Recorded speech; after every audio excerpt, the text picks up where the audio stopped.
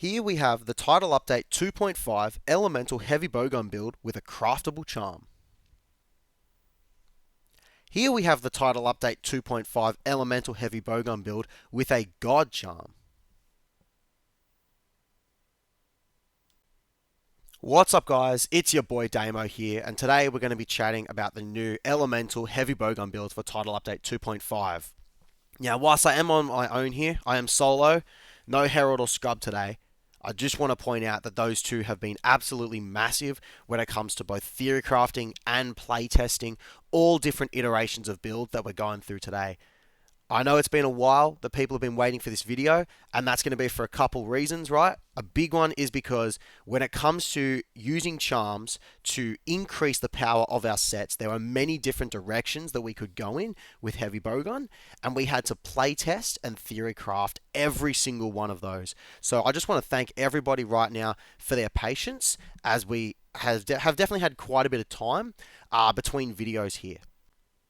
So before we get into the builds, there are just the things I wanted to quickly discuss. And this is gonna serve as, I guess, some background knowledge as to why we've landed on the kind of builds that we've landed on today. Now, the very first thing I want to talk about is the skill ballistics. So ballistics has been absolutely huge for light bowgun, even in its elemental sets. Ballistics was not actually changed on elemental ammo with the recent patch. However, our ability to get more levels of ballistics with the new charms has certainly been made a lot easier, right? We're now seeing light bowgun builds that can run ballistics too, but still have some tetrad shot. Our raw sets are all pretty much running ballistics, especially as many levels as they really want. Pierce is going to come out later during the week, and you're going to see we have a lot of levels of ballistics on that. But Elemental Heavy Bowgun is really interesting because it actually doesn't use any ballistics at all. In fact, we've actually gone from previously recommending 2 points of ballistics to now recommending no ballistics. And there's a really big reason for that. When you play light bowgun, you're trying to move at a similar speed to the monster, right? If the monster moves forward towards you, then you're just going to walk back a little bit. And if the monster moves to the side, you're going to move to the side. You're kind of trying to keep up with the monster to always maintain this critical distance. Heavy bowgun is not as fast as light bowgun. So even with ballistics, even ballistics level 3, you're not going to have enough range on your shots to keep up with the way that a monster moves. So instead of trying to increase our range, what we do is we increase our mobility. Evade Extender has been proven to be an indirect DPS gain and is now going to be featured on all of our elemental heavy bowgun sets going forward. Evade Extender is used for a bunch of different purposes. First and foremost, the very simple dodge, or what we call a fat roll, just because this roll takes a long time to execute, but it definitely sends you a very long distance. The next thing is that after shooting, you can perform a side hop in any direction, and those side hops also get boosted by Evade Extender.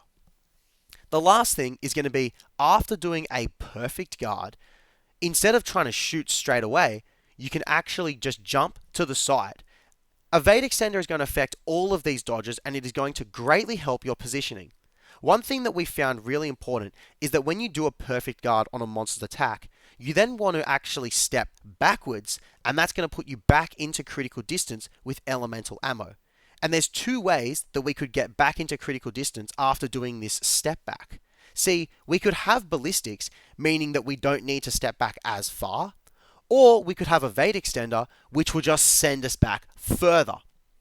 Ballistics is competing with other weapon decorations or other weapon skills, whereas Evade Extender actually comes for free on the radar arms. So that is going to be our optimal route as we go forward. The next piece of background information, and it's something that is kind of old news to anyone who's been keeping up with the meta over the last 6 months, but I've got a lot of new viewers here, so I just wanted to point this one out to them, and that's the skill Tetrad Shot. Tetrad Shot is really powerful at level 1. It is actually a 1.9% DPS boost for simply being at level 1. However, the thing I want to stress today is that Tetrad Shots levels 2 and 3 are really bad. Each one only gives a 0.3% DPS boost. So Tetrad Shot is truly a skill that we want to keep at level 1. It is a true 1-point wonder. For that reason, we used to have a build that had 1 point of tetrad shot and 2 points of ballistics on our build. However, we're no longer going with this. Instead, we're going to use tetrad shot as that upgrade that we get, going from a craftable charm to a rarity 5 charm. So it's basically get the same amount of skills on our charm, that is armor skills, and I mean armor skills in terms of armor skill efficiency.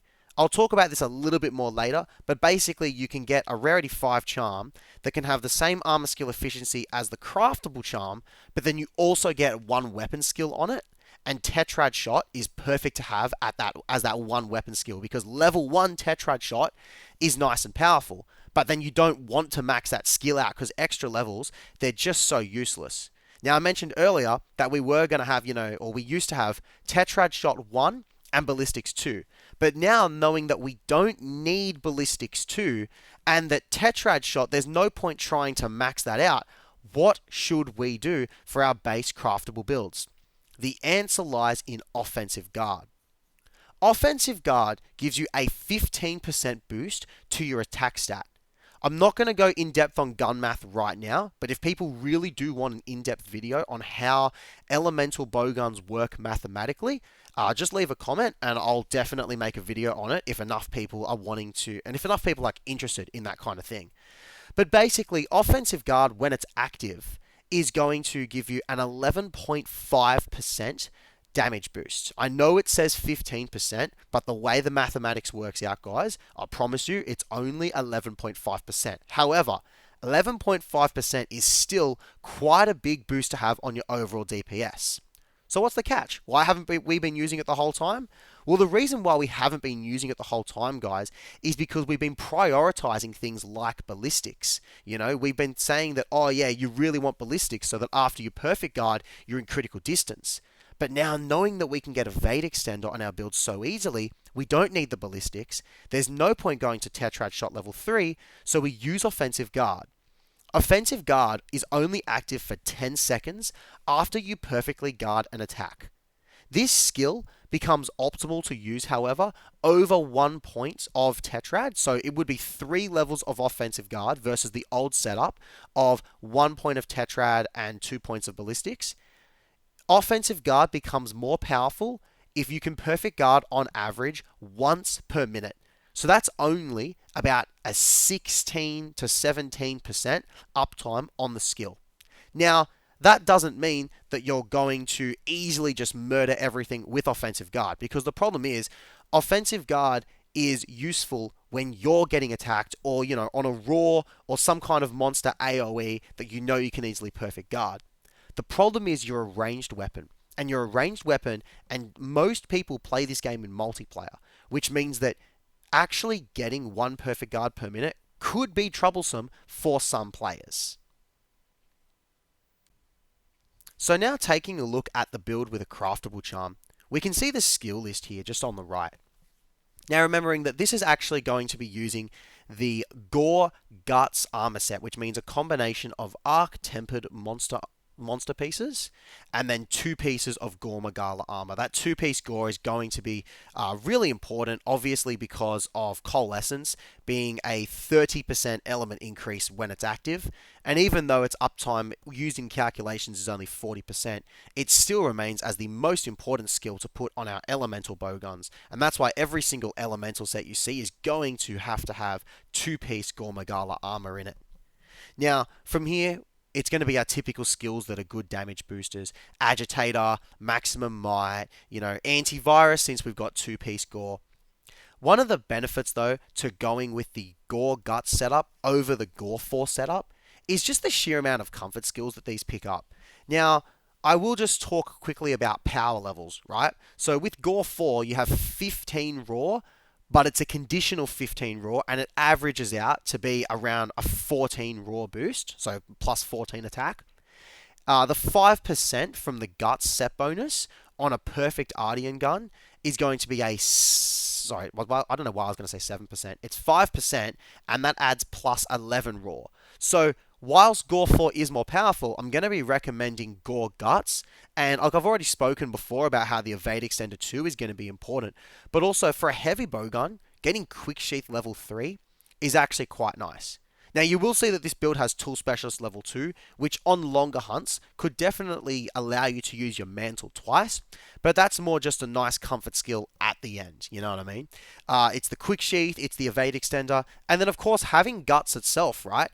When you're above that threshold and then you get hit and you would have normally carded, but now because of Guts you stay alive, and sure, you'll now lose that 5% raw, but it's totally worth it to stay alive and then lose a bit of raw than it is to have to go back to camp and then make your way all the way back to the monster.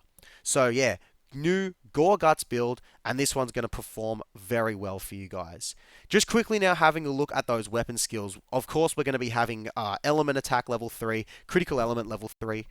Opening shot level 3, a lot more important on heavy bowgun than it is light bowgun, because heavy bowgun actually takes longer to reload its elemental ammo. It's not a huge difference compared to light bowgun, but it is noticeable, and it is at the point where it is optimal to go for opening shot level 3. And then of course, we're going to have that offensive guard level 3 like we spoke about earlier to boost our DPS. Now, of course, we have new talismans that have come out, and we need to see how can we use those talismans to give ourselves a DPS boost or just, any sort of build improvement, on top of what we've just spoken about. Now, the best thing that you guys can actually do is to get a charm that's going to have the same armor skill efficiency as the previous charm. So previously we were using a maximum might 3 charm. There are 2 options that you can use here that are going to have the same efficiency as that, and that's going to be maximum might 2 with a level 2 slot, or you can get coalescence 2 with a level 2 slot. Of course, that slot could be a 3 slot, but you're going to be putting a level 2 decoration in there anyway. And then if you do get a level 2 slot, you could get a 2 slot and a 1 slot. Won't make a big difference. It's just going to be the comfort skill that you put on there. And so before I dive into the extra weapon skills you could get on your charm, let's have a quick chat about those comfort skills. My favorite ones are always going to be Blindsider to make it easier to flash monsters. And then also adaptability, because if I'm going to go and hunt New Udra in the Oil Well Basin, I like to not have to take a cold drink every single time I go in there, right? So those are my choices, but feel free to put any level 1 armor decoration in those slots. They're totally open to you guys, as long as you're not replacing antivirus with level 1 slots. Now, what we're going to do is quickly talk about what weapon skills are going to be good to have on this charm, because it's very easy to get one of these charms and then also get a level 1 weapon skill on there. The best one is going to be Tetrad Shot. As I mentioned earlier, it's going to be about a 1.9% damage boost, so that's very welcomed. But there are some other things that are going to be useful here. Attack Boost. Attack Boost is only 3 raw, so it's roughly a 1% boost. Even at level 1, it's going to do something. Another one is going to be Ballistics level 1, which I don't think Ballistics is going to be that good. As I mentioned earlier, it's really not needed to stay within critical distance, since positioning and actual movement of the hunter with Evade Extender 2 is going to do more for your critical distance maintenance than it will with extra levels of Ballistics. But if you get it, it's better than simply not having the Ballistics, right? And then, simple things like special ammo boost, they're always welcome. You're not going to use special ammo too much on your heavy bowgun until the monster is very close to being captured, you've run out of ammo, and you need to get a slight bit more damage off, so then you go to shoot it with your Wyvern Heart or your Wyvern Piercer or whichever special ammo you choose to use, because there's no real optimal one when we're talking about elemental ammos. You can just pick the one you want to use, and special ammo boost is going to make that slightly more powerful. So that's another weapon skill that you should definitely be looking out for. One thing, guys, that I also wanted to quickly mention with this Rarity 5 RNG Charm is that if you can get one that's a little bit better than mine, so basically, instead of having Maximum Might, we get Coalescence, right? So I said earlier that we have, 2 options, but if we actually use specifically a Coalescence Charm, what it allows us to do is it allows us to swap out our waist armor piece from the Uth Duna coil to the Radau coil. The Radau Gamma coil, of course. And what that does is you get 2 extra points of maximum might. Sorry, not of maximum might, of latent power on your build. Which, look, it's a it's a skill which its uptime is going to vary quite a bit between hunts, but not only do you get those 2 points of latent power, you also then get 2 points of radar armor on the build, which then is going to extend the duration of latent power. So there's a bit of synergy there. Then you combine that with the fact that, with heavy bowgun, guarding because you've messed up perfect guard, or even sometimes just big attacks that you do perfect guard, you're going to take chip damage, and it could end up being that you take enough chip damage to proc latent power early, and by doing things like that, you're going to get better uptime on the skill, and it's going to lead to a little bit more DPS. You will see in a second that the God Charm version of the build does this, but even here, you can start to bring that coil in and get those small damage boosts, but that's only going to be possible when you have a Coalescence 2 Charm with a 2 slot. Now, if you are currently tossing up between, Coalescence Charm with a 2 slot, or Max Might Charm with a 2 slot, but my Max Might Charm actually got 1 point of Tetrad, definitely use the Max Might Charm that has that point of Tetrad and stick to the Uth Duna coil, because that 1 point of Tetrad is going to be way more important than those 2 points of latent power. And just quickly, the reason why you have to have a coalescence not armor piece, a coalescence charm to do that is because if you look specifically at that radar coil, it has 2 points of max might on it. So if you were to get a max might charm, you can see how it's going to be inefficient there, and you're going to end up missing out on a core skill like agitator if you were to try and make that swap but then still use a max might charm. Now guys, when we go to upgrade our build with a God Charm, there's a few things that you need to keep in mind about these really rare Rarity 8 charms. They do allow you to get more weapon skills on your build, however, they don't allow you to get as many armor skills. You'll see with the build on screen that we actually have to lose 2 points of agitator when we're using one of these God Charms. So whatever weapon skills we get, we better make them worth it. Now, I start looking at the weapon skills I mentioned earlier. I mentioned attack boost, which is, at low levels, quite a weak skill. Things like offensive guard and that, we've already got all the good skills on our build. We can then add, some ballistics, but it's ballistics. I said earlier that ballistics is not that important, so why would I get a God Charm to add 3 points of ballistics, but take away 2 points of agitator?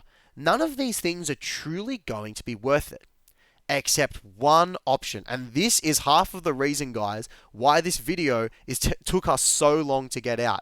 Because we needed to actually come up with a proper solution to one of these God Charms that is genuinely going to increase our damage.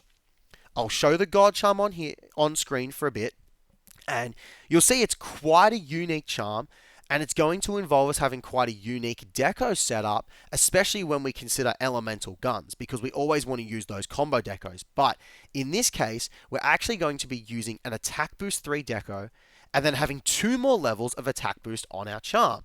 And what that does for us, guys, is it gives us attack boost 5.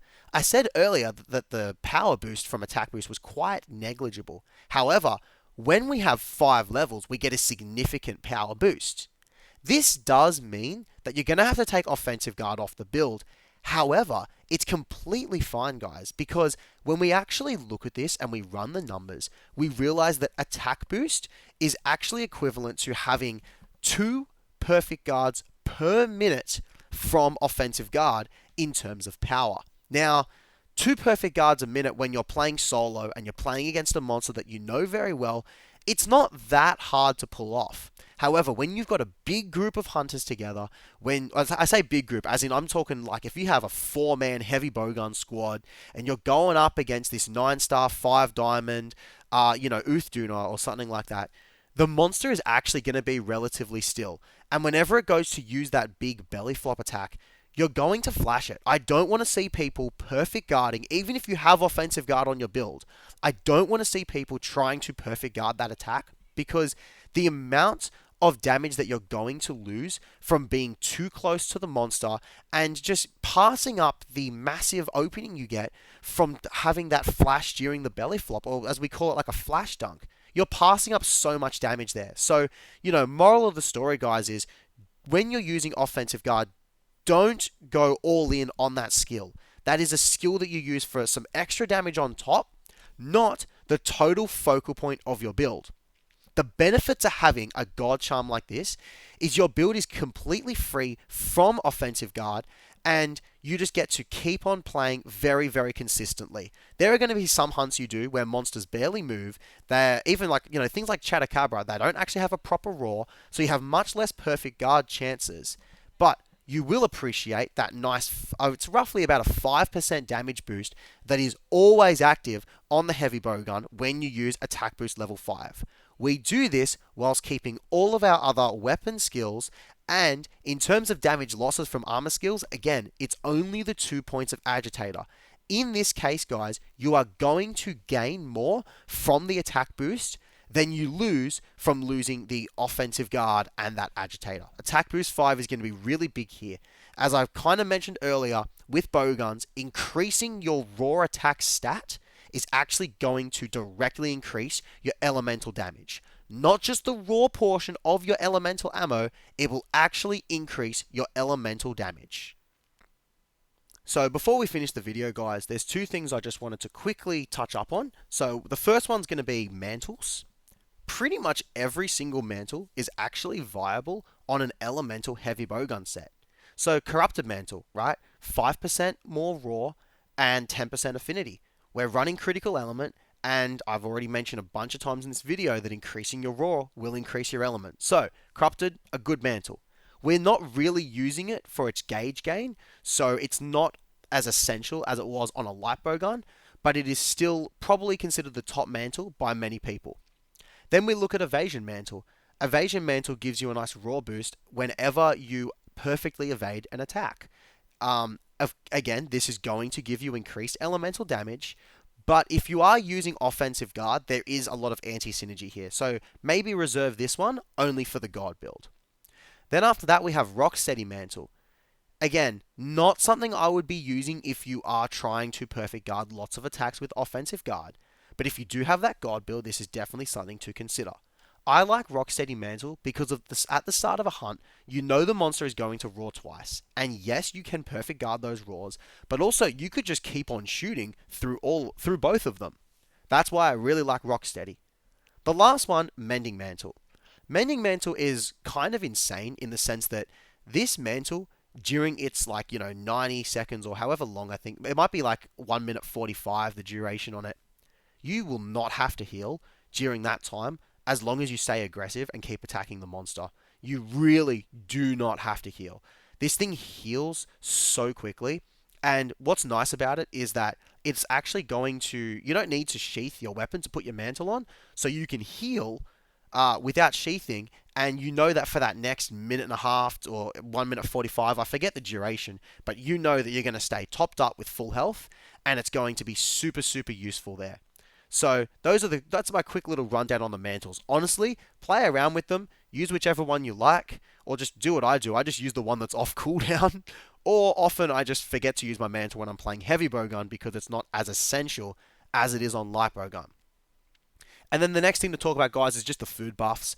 In this case, Moxie is pretty much always going to be the best one because when you eat for Moxie, it's going to use Moxie before it uses Guts, which means you can save yourself from getting killed and then still have that damage boost, and then technically save yourself from getting killed a second time.